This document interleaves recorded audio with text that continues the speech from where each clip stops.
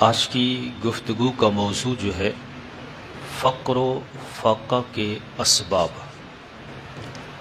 اس وقت ہر بندہ پریشان نظر آتا ہے،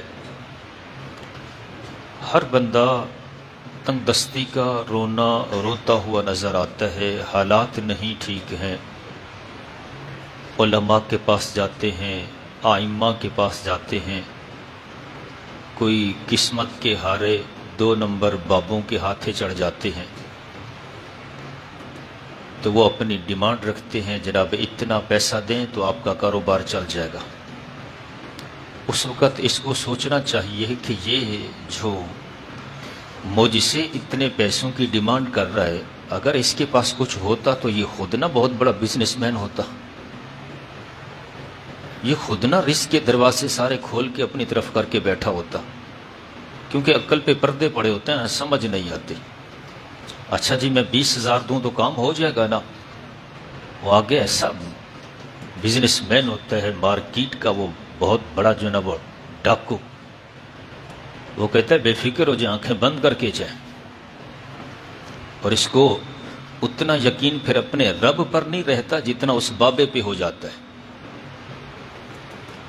تو یہ بدنصیبی ہے اس معاشرے کی، یہ رب کی دہلیز کو چھوڑ کر ان لٹیروں کو ہاتھے چڑھ گئے ہیں۔ بدنصیبی کہوں یا دوسرے الفاظ میں یوں کہیں کہ ان کو سزا ملتی ہے کہ جو اپنے مالک کی دہلیز کو چھوڑ دیتے ہیں، پھر وہ یوں ہی در بدر جو ہے نا وہ ذلیل و خوار ہوتے ہیں اور لوٹے جاتے ہیں۔ تو ایک عجیب سی حالت ہے، ہر بندہ روزی کے معاملے میں بڑا پریشان ہے۔ کوئی حکومت وقت کو اس کا جو ہے نا وہ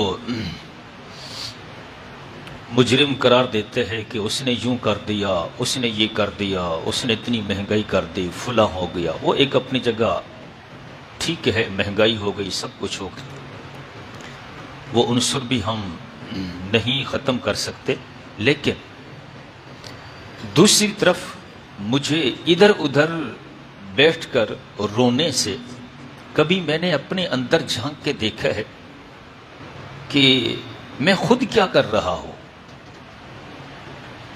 میں جو آج اس روزی کے لیے، رزق کے لیے اتنا پریشان ہوں، سمجھ نہیں آتی حالات کدھر جا رہے ہیں، تو اس کا سبب کیا ہو سکتا ہے؟ یہی سب سے بڑی خامی ہے آج مسلمان کے اندر کہ وہ اپنے اندر اتر کر اس نے کبھی دیکھا ہی نہیں ہے۔